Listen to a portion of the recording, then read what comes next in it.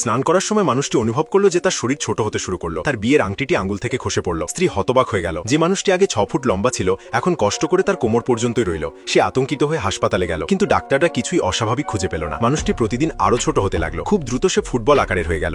বিড়ালির বিপদ দেখে স্ত্রী তাকে বাইরে যেতে দিচ্ছিল না। বিশ্বের থেকে লুকানোর জন্য সে সবাইকে বলল যে মানুষটি মারা গেছে। এটি শুনে মানুষটি রেগে গেল। তার মনে হলো স্ত্রী তার ছোট আকারকে গ্রহণ করতে পারছে না। তাদের কন্যা মানুষটিকে একটি পুতুলের ঘরে রাখলো। মানুষটিকে এটি খুব পছন্দ হলো। সবকিছু এখন তার আকার অনুযায়ী হতো। সে একটি পুতুলের সঙ্গে নাচতো। তাকে খুশি দেখেই কন্যা হাসলো। কিন্তু যখন কন্যা তার সঙ্গে কথা বলার চেষ্টা করলো, মানুষের কান মানুষদের তীব্র শব্দ সহ্য করতে পারল না। যতই সে ছোট হতে লাগলো, তার আওয়াজও দুর্বল হতে লাগলো এবং সাধারণ শব্দ তার কাছে খুব তীব্র মনে হতে লাগলো। পরের দিন যখন মানুষটি পুরোপুরি একা ছিল, বিড়ালিটি দরজার ছোট জানলা দিয়ে ঢোকার চেষ্টা করলো। বিপদ অনুভব করে মানুষটি দেখলো যে দরজার চাবি ঢিলা হয়ে যাচ্ছে। বিড়ালিটি ঝাপটা মারার জন্য প্রস্তুত হয়ে বসেছিল। জীবন বাঁচানোর জন্য মানুষটি সেলাইয়ের একটি সুই তুলল এবং ধীরে ধীরে পিছিয়ে যেতে লাগলো। পরের মুহূর্তে বিড়ালিটি তার উপর ঝাপটা দিল। মানুষটি দরজার খাক দিয়ে লাফ দিয়ে গেল, কিন্তু সরাসরি নিচে বেসমেন্টে পড়ল।